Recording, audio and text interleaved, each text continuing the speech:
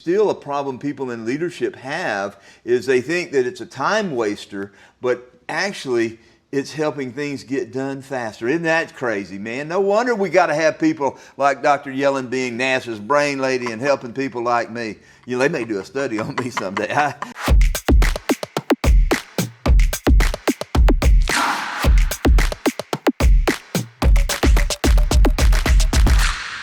You know, folks, our brain, it's an organ in our body, is trainable. And it's also able to get damaged too, you know? So we have to really pay attention to what we're putting in our mind and how we're using those things. So what we thought we'd do on Find Your Brightside is bring us an expert in. Dr. Sherry Yellen is a best-selling author and workplace leadership strategist. She's the founder of Yellen Group and creator of the Cranium Leadership Performance System. That's a big word for J-Man, or several words there. It's a neuroscience-based approach that helps leaders align faster, think better under pressure, and turn strategy into execution. For more than 3 decades, now she doesn't look like that, she has helped across industries unlock the power of the brain to build high-performing teams, extraordinary culture, and unforgettable results. Her mission is simple: to equip the world with leaders worth following. Dr. Yellen, thanks for coming to Find Your Brightside today. So good to be here. Yeah. So before we dig into your book and what you do for a living, we want to know about Dr. Sherry Yellen. Where are you from? How'd you get here? All those good things. So I live in the big city of Farmersville, Texas, and I honestly wanted to be a college English teacher until I became a college English teacher and thought if I have to grade one more 5-paragraph essay, I'm not going to make it much longer. And a friend of mine was starting a workplace education program, and it was in a manufacturing environment. People were soldering circuit boards all day long. And I didn't even know what the job would entail, but I knew it meant no more grading 5-paragraph essays. So the answer was yes. When do I start? And little did I know that yes was going to change the course of my life from that point forward. One day, I hadn't been there very long, one of the ladies came in off the manufacturing floor. She'd been there over 20-something years. I was in my 20s at the time, so she seemed old. She probably wasn't that old, but she came in and she said, I can't read. And they had transferred her sister, who had always worked beside her, to another location, and her lifeline was gone. Oh my goodness. And it's in those moments that you think, I've been teaching, so I thought, in my ripe old age at that time, but how do I help her?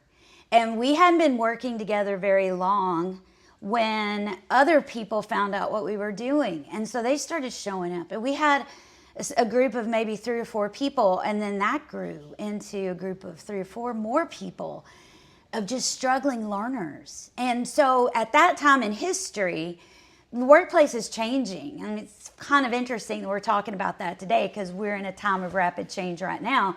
But it was rapid change, self-directed work teams. So a lot more was required of them. And I just thought if I could just unscrew the lid and say, how does the brain learn? I could help her, I could help them faster. And so fast forward 30 years, many wrinkles later, I'm still obsessed with answering that one single question: how does the brain learn?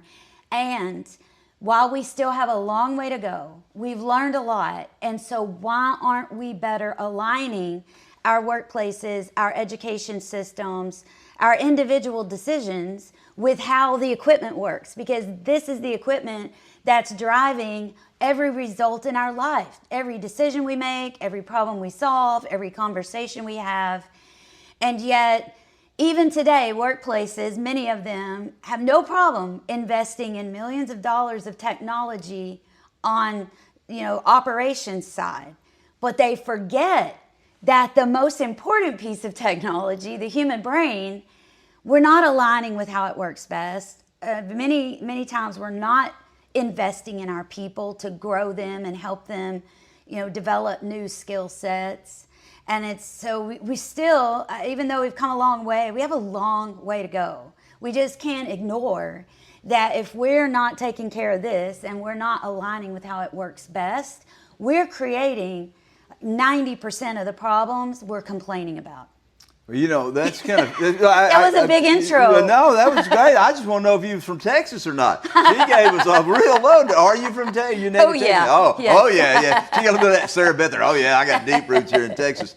You're 100% accurate on the difficulties that occur when we don't think about the input and the output of our nougat, okay? I mean, whether it's in the workplace or in the home, in your relationship, I'm learning more and more what's going in has a tremendous effect on the output that comes out of me.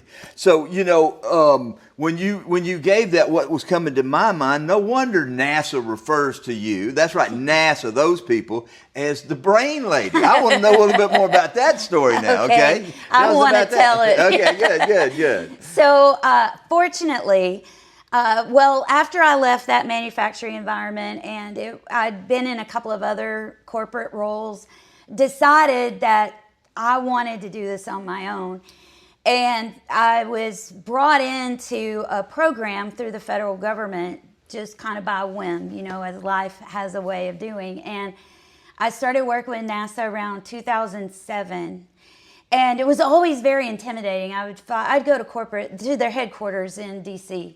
And it was always a little intimidating to go there because they are brilliant. And all you have to say is it's been proven by NASA scientists, and people believe anything that you say. Yeah, a brain lady comes and helps the rocket scientists. Now, that's pretty cool. So one of the times I was up there, it was early in the morning. I'd been there a few times before. I was trying to find my stuff because you've got to go through security and everything.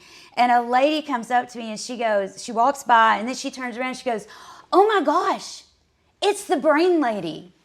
I was in your class." And I thought, wow. I mean, that's a good boost for the day. That's a real good boost. I could take that compliment. Probably every morning. Sure. I wouldn't turn that down. No, not at all. So it was fun. Yeah. And so I've been working with them in some capacity really ever since. And in a lot of organizations, I started in 2001 off on my own. And many of them still working with them today. So you had a couple of decades of being an entrepreneur. Yeah. In addition to being... I would make a terrible employee. Well, you're helping employers help their employees. But these strategies that you have in your book, they're not just for leaders and bosses. I think this applies. It could apply to anyone. And as you can see here, it's an educational book. You can tell she had some education background because it's like a what do you call that? A course study. I mean, there's workshopping things. That's why I'm waiting for the Audible version of this for me. Well, you've identified recently that there's a huge disconnect between the Gen X and the people that are making the decisions in the workplace. Elaborate on that a little bit for us. Okay, and I think it's a great opportunity because we are getting clients calling that are owners, that are CEOs of help us, help me because they're driving me crazy. And so, a lot of criticism around work ethic, attention span, entitlement. We could all go look for all them negative connotations a little bit there, but we hear them all the time. Yeah. But I think what it's really doing, it's revealing some need to change our work cultures. And so before we go criticizing and saying what's wrong with them, I think we should be asking different questions, such as, what experiences in their life have led them to these behaviors that we're seeing? Because they are legit, and I definitely sympathize with a lot of employers that are struggling against it because they almost, so many of them have to be taught almost how to work. But we have to start asking different questions. One being, what experiences led to them? But the other thing is, what is this showing up to teach us? How could this actually make our workplaces better? And if I were to say, if there's a group that most aligns with those 7 strategies that I talk about in the book, I think the millennials and the Gen X's are calling us to pay attention to our cultures, because really 90,000 or more hours of our lives on average maybe some a little less, some a little bit more, are going to be spent at work. You're talking about a year. That's what my wife says. We work about 90,000 hours a year. I can relate but to 2080, that. 2080 is the norm that people think about for work. That's 8 hours a day, 5 days a week. You calculate it up 52 weeks, 2080. Then times however long you're in the career, and that number gets pretty big up It really there. does. And so I think there's a responsibility to take a look at our workplaces and say, how are they, or do we have healthy cultures? Do we have toxic cultures? And the reality is that there's no excuse for having a toxic culture. To have a great culture is not guesswork. There's no mystery. It really is aligning with how the brain works best. And I think the Gen Xers are calling us to pay closer attention to that. And while it's going to be frustrating because it's going to be potentially unfamiliar, and it's easy to rush to judgment. But really what's happened is a new culture has moved into the workplace, and we need them. Okay, they are the future. We need them. And if you had any culture come into your workplace, you would want to get curious and understand them. So how do we work with it rather than against it? So I think it's surfacing some communication that should have been happening a long time ago. And I'm honestly glad the frustration's there, because oftentimes if we're not in pain, we don't pay attention. Well, and that's Pain really can where it be gets our good. growth often is through being uncomfortable with circumstances and working through those. Dr. Yellen, do you feel that the way we work has changed in the last few decades? You know, these people that we talk about, millennials and Gen Z, these people have had technology at the tip of their fingers since they've been born, basically. Whereas old schoolers like old J-Man here, you know, I got 66 worlds around the sun. I had a piece of paper and a pencil, you know, kind of did things that way. I had to go get a dictionary, had to go get an encyclopedia. So now I got a plethora of information that's at my fingertips. So, being able to understand that these younger people, they've grown up differently than other people that are in leadership positions, and understanding what's important to them and how to find the right triggers in them to get the most out of them that you can. And we're not talking about like with a whip and, a demanding workforce. You got to make it where it's enjoyable for them to be there and they feel like they're giving something, that they have some meaning with that. So you call this brain-based leadership, is that right? Yeah. Coach us up on what that means. So I want to back up because you just hit two really powerful points. One is when you're seeing those behaviors, the behaviors that are coming across to us as low attention span, they don't have a work ethic, all the entitlement, the behaviors we're getting. You really do have to dig one level deeper. What are the beliefs that are driving those behaviors? And then one level deeper than that is what life experiences have shaped those beliefs that make sense to them that are driving those behaviors.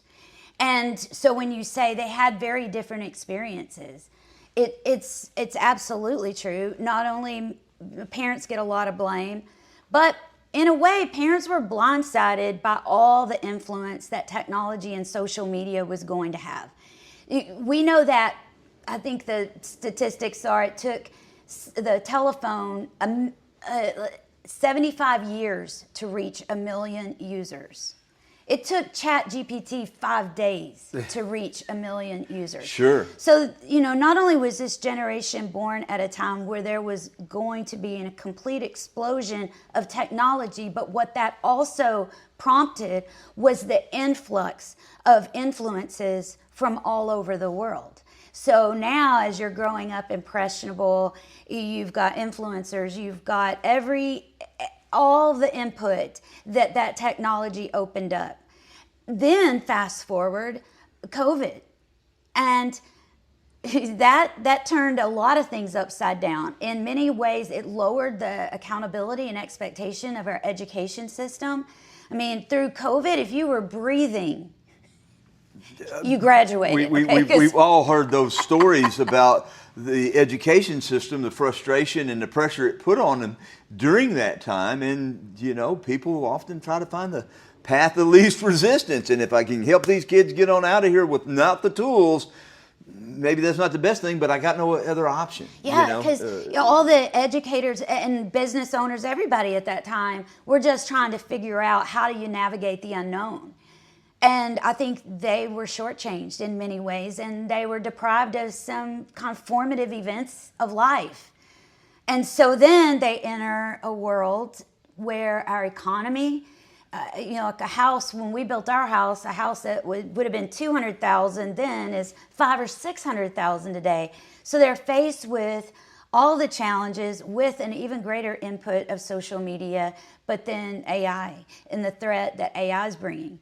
So all that being said, before we judge the behavior, let's dig a little bit further down and say what experiences have shaped those beliefs, because those beliefs make sense to them in the same way our beliefs make sense to us. Well, Dr. Yellen, I can attest for both Sarah Beth and myself. We've been in business a little over 20 years, and 20 years ago, we'd have frustration when the young people working with us would be doing this. Yeah. What are they doing? We had a conversation just the other day. My IT guy, he's on his phone. Andrew, our creative director and producer of this show, he's on his phone. But they're not doing social media or chatting with their friends. So much of what we do is connected to the phone now in the way we communicate with people. And I really had to take a step back and say, hey, wait a minute. Is this person being productive? Is this person accomplishing the goals? Is he getting his task done? Is he giving a little bit, or is she giving a little bit more than what we expected them to give? Then I need to give them a little bit more. Then they need to give me a little. That's kind of the way I looked at it. I'm obligated to my company when I first come there. But if I'm doing the right things, then they kind of become obligated to help me. Mm-hmm. And that alone, I think, is still a problem people in leadership have, is they think that it's a time waster, but actually it's helping things get done faster. Isn't that crazy, man? No wonder we got to have people like Dr. Yellen being NASA's brain lady and helping people like me. They may do a study on me someday. Okay, so what is the Gen X people? How are they responding to getting this kind of help?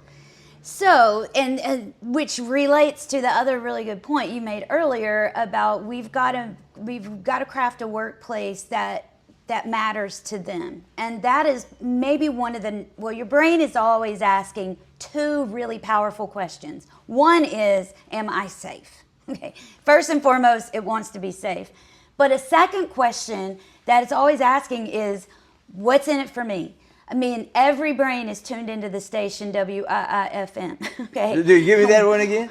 What's in it for me? Okay. What's in it for me?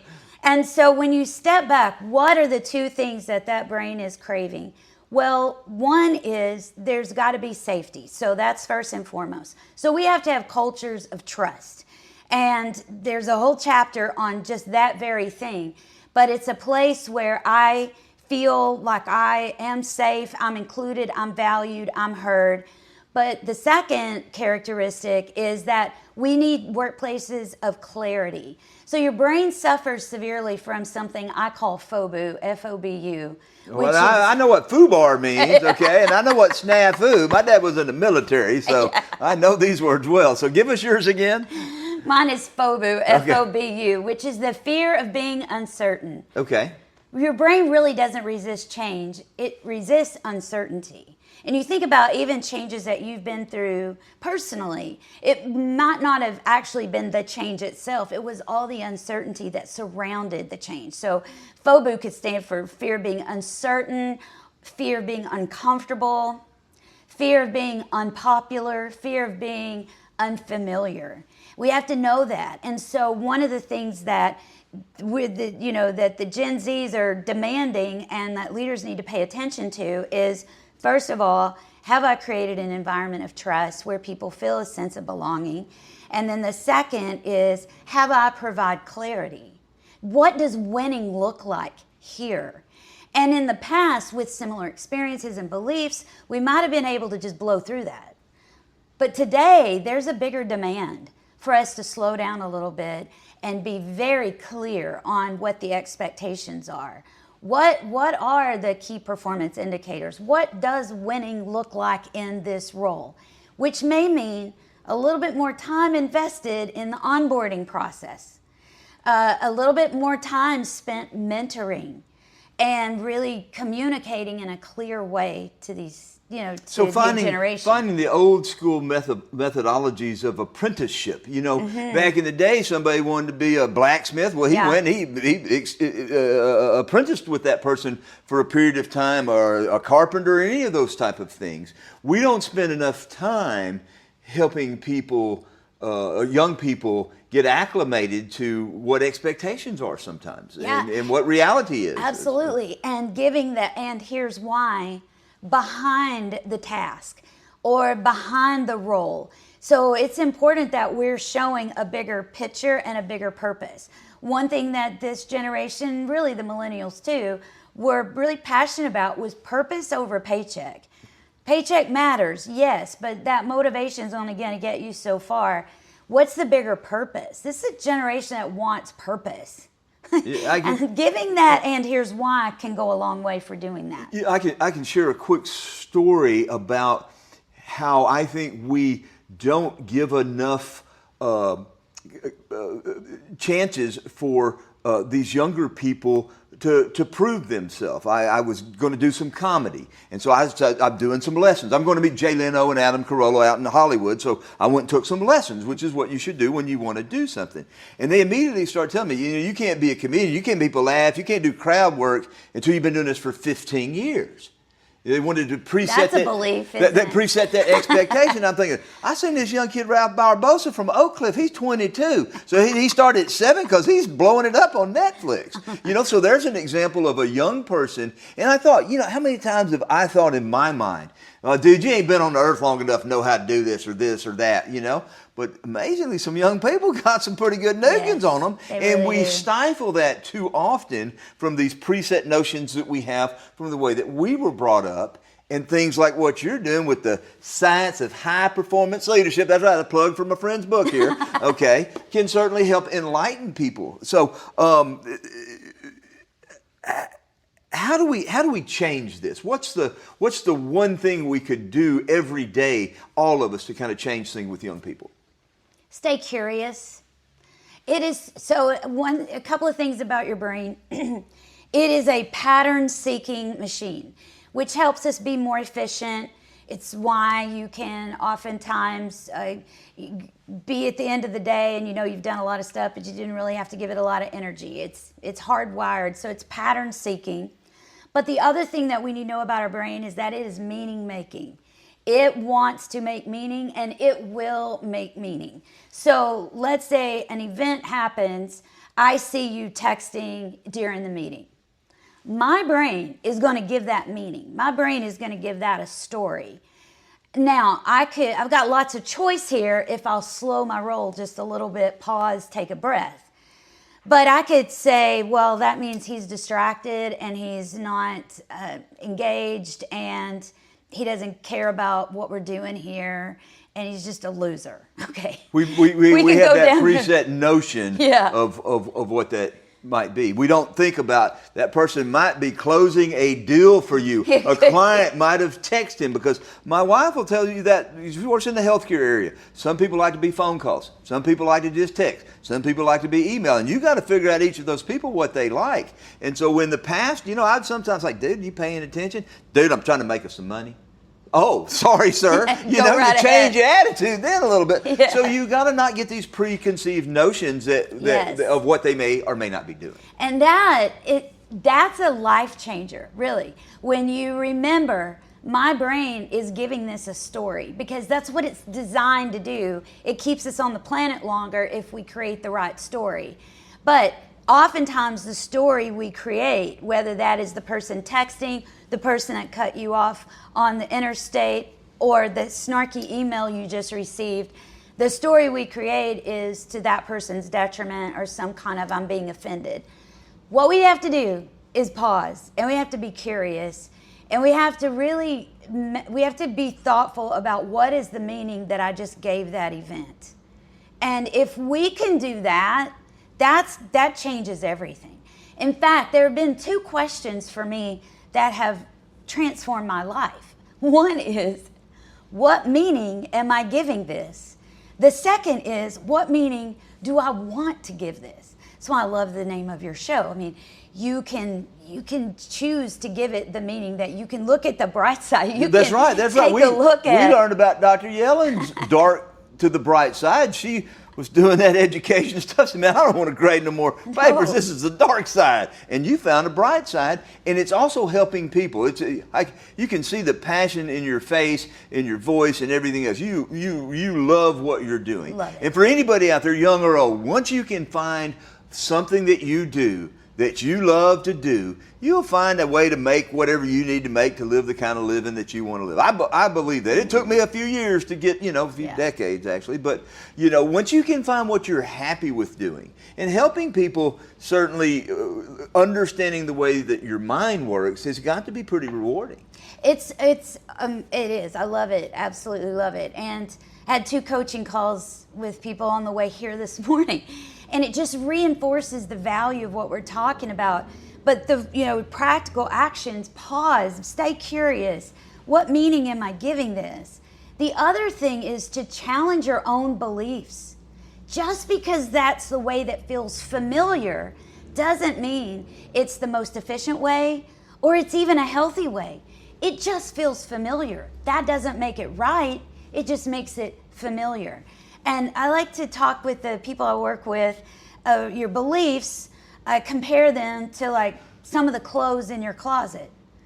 They've been there a really long time. They probably don't fit anymore. I mean, we've got that section of our closet, the hopeful section, but it's probably not gonna fit. And even if it does, is that still you today? Are we wearing the same clothes we were in the 3rd grade? No. So why are we hanging on to some of those same beliefs? I would love for us to stay curious in conversations, in those interactions, so we choose the meaning we want to give something, or we make the meaning the correct meaning. But the other thing is, if we could just maybe step back from some of those closely held beliefs for a while and challenge those. Because it might be that, similar to those clothes, some of those beliefs we're holding on to might have served us then, but are they going to serve us now? Because I think the key skill in the workplace, my personal opinion today, is adaptability. I think we should be as intense about unlearning as we are about learning. We don't know the impact that AI is going to have on our jobs, our industries, our roles. I mean, we could sit around and predict, but nobody really knows. We really are living in times of uncertainty. And I know that's been predicted for a long time, but I think we're here. And so adaptability, and we use that word interchangeably a lot of times with flexibility, but they're different. Flexibility is being able to be fluid and just roll in the moment. Adaptability is about having a lot of intention behind that. And that's going to require us to maybe let go of some of those beliefs. And that's going to be wildly uncomfortable. And we already know your brain suffers from FOBU. It doesn't like to be uncomfortable. It might be wildly unpopular. And that's going to be uncomfortable.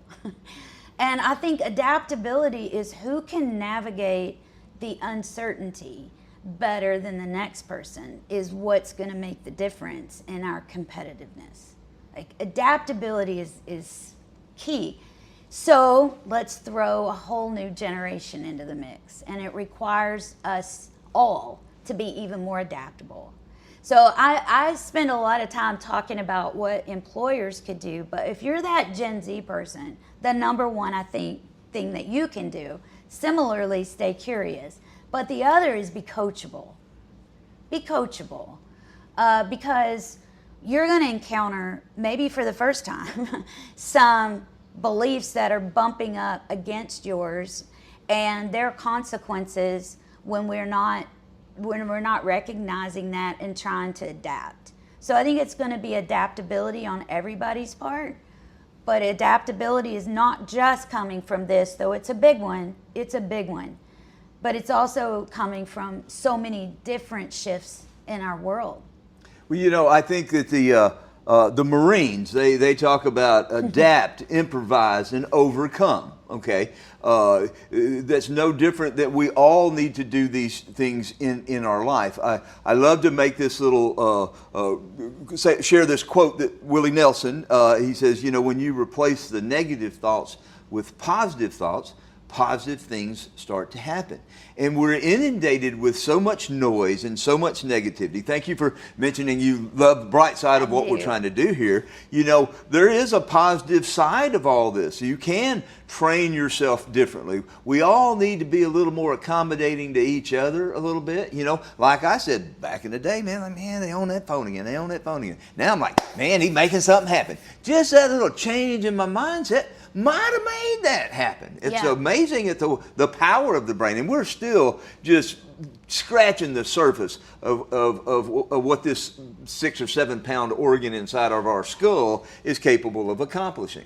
We are, and we're also, on the flip side of that, we need to pay attention to what it isn't capable of accomplishing. So what are the brain's limitations are just as important as its possibilities. And so when you go back to this trust idea, one of the big limitations of the brain is that when the brain is under threat, these abilities to be creative and collaborative and to be able to see situations from different perspectives and come up with the next great idea, when my brain is under threat, or your brain is under threat, all those abilities are severely compromised. That activity in that part of the brain is, for all practical purposes, shut down. What we get instead is threat brain. And threat brain, lived out, looks like defensiveness. It looks like superiority. I'm right, you're wrong. I'm good, you're bad. We're seeing this in our country really bad. It's just what happens when your brain is under threat. The other thing is you start to get this real us against them mentality. So paying attention to when I find myself going to that place, of superiority, or the need to be offended, or the need to be right, the need to divide, I need to pay attention to that. That means my brain is under threat. In fact, you can goes into survival mode. Absolutely. It's all the blood rushes to protect because chemical things happen, like your serotonin's not secreting properly. Man, that's a big thing for me to say, right? Endorphins, right? I heard these words somewhere, but the chemical makeup starts to change. Our body can make that good for us or bad for us based on what we think our threat analysis is. Yes. So you're right. Your brain is structural. We have to understand that. It's chemical. Like you mentioned, it's also electrical, it's complex.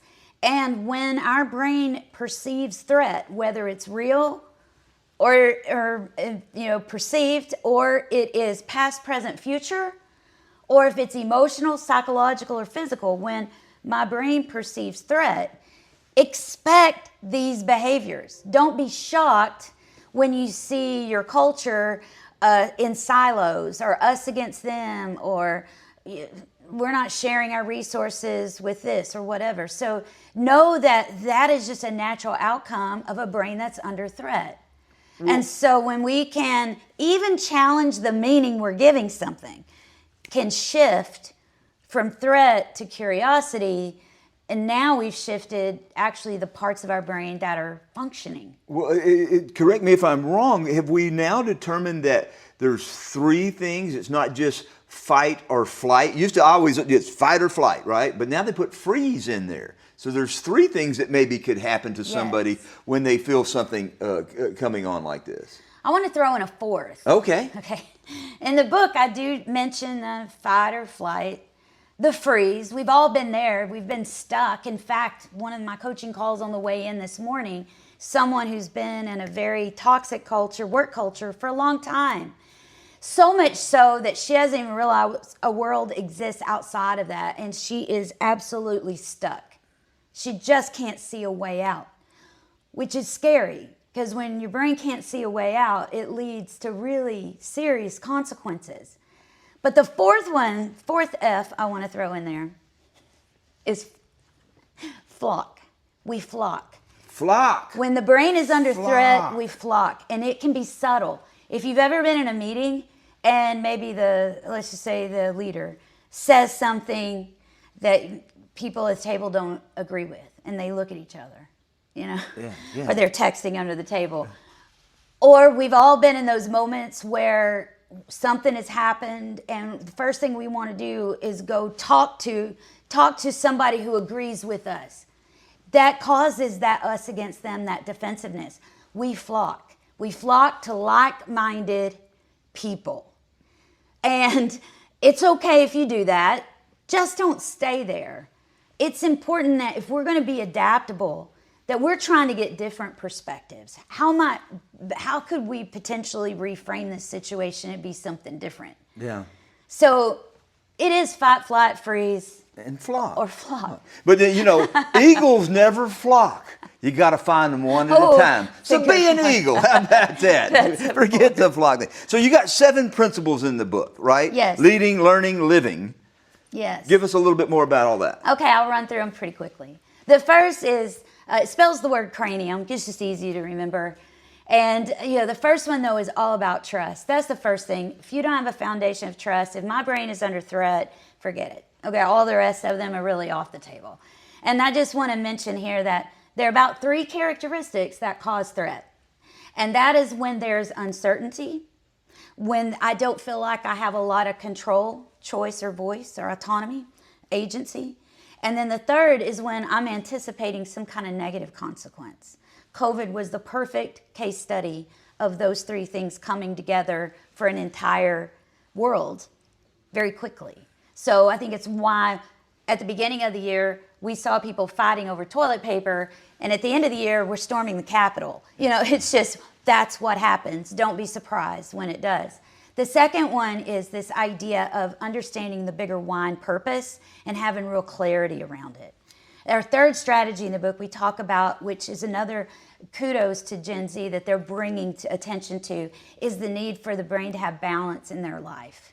And the brain health concerns, and acknowledging that your brain is like any other organ in your body. If it needs help, go get help. There's no character issue. Heard what she said. I didn't mean to cut you off. Heard what she said. If you need help, go get help. I grew up in a generation, you didn't want to tell nobody something was going on in your noggin you weren't thinking right because you got stereotyped into the wrong category. It's not that way today, folks. Behavioral health facilities can help you if you're having these issues. So please continue. I'm sorry. That's such a powerful statement. And what we realize is if that's not dealt with in the book, The Body Keeps the Score, brilliant work in the area, especially of trauma, your body stores that. It's not going away. So there's some things you just can't ignore. And that's one of them. And I think this generation is bringing that forward unapologetically, and that's a win. The other is that we've got to have environments where I can be creative and I can bring forth ideas and build on my strengths. So that's another strategy we talk about. And then a couple of more to just round it out is that I have a choice and I have voice, I have agency. I don't work for the leader, I work with the leader. That we are collaboratively building something great, and that we are involving people, they're valued, they feel heard, they feel included. What we know is that social rejection is one of the number 1 threats to the brain. That if you were looking at brain scans of physical pain and brain scans of social rejection, they're virtually identical. That when I don't feel included and I don't feel heard, it actually can activate the pain circuitry in the brain. So in a way, threat to the brain is threat to the brain, whether it's perceived or real, past, present, future. Pain to the brain is pain to the brain, whether that is perceived or real or it is psychological or emotional. It's an element of grief in all of it. And so you think about all those things put together. If we had cultures where that existed, what becomes possible? I grew up in Farmersville. I live in Farmersville. There are a lot of farmers. There are some laws of the harvest that absolutely apply here, which is if you get the soil right, if you get the conditions right, all the great stuff that we want is going to grow naturally. And in a way, that's a leader's responsibility. The leader is the number one influence on culture. We know culture drives business results. The better your culture, the better your business results are going to be. Maybe not immediately, but sometimes immediately, but definitely over the long haul. Great cultures are going to be the ones that win in the end. But what drives culture? Your leaders. And therefore, there is a big responsibility. It's a sacred responsibility, in my opinion, to create cultures where people can become the best version of themselves, if they choose to do so. Well, I can certainly attest that as I floated from job to job, like many people do, especially when you get as old as I did, I had my most success at a place where the leadership made me feel valuable, that I was a part, all these things. I never felt that I worked for them. I felt like they worked for me.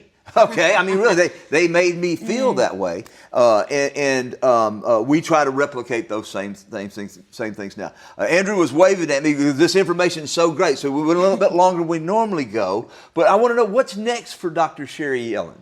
What you got coming up for the rest of 2026? You're speaking some places.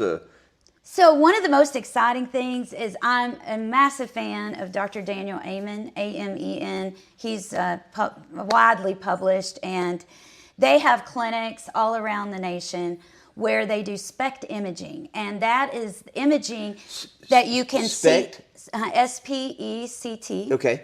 And it's a unique brain imaging technique where you can see if the brain's working too hard, where it's not working hard enough.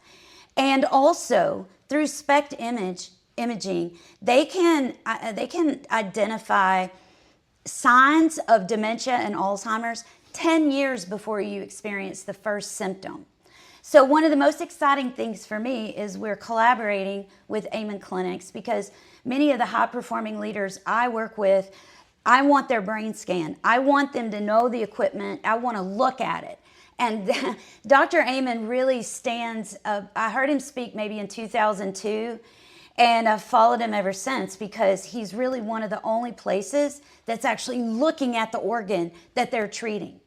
So on April 20th of this year, we are doing a live SPECT image where they're going to have a SPECT image done, and they've got two of their renowned physicians that are going to read it live, and that is my brain.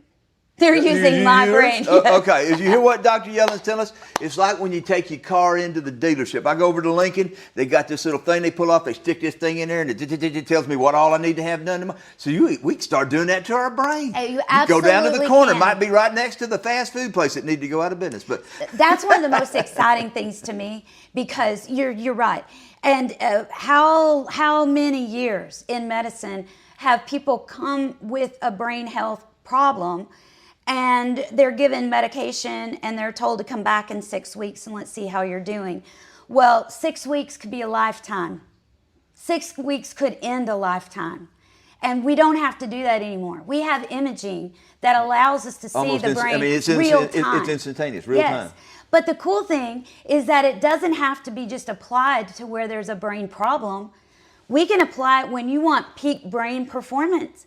Like, you may have an amazing brain. How can we make it even better? Yeah. What are ways that you could adjust your lifestyle? Or know things that you need to change to help yourself in the future, as we are learning more and more about brain deficiencies, dementia, Alzheimer's, and those things. With the increase, and you think about, you can know if you're at risk, so that you can begin to take measures to maybe not eliminate it entirely, but to certainly prolong your healthy brain or minimize the symptoms that may follow if you do have Alzheimer's. Well, so folks, as we wrap it up, we've learned that you got to take care of your brain just like you take care of your heart and all these other things. It's really important. And we want to get to know you just a little bit better. So I got 5 questions I'd like to ask my guests.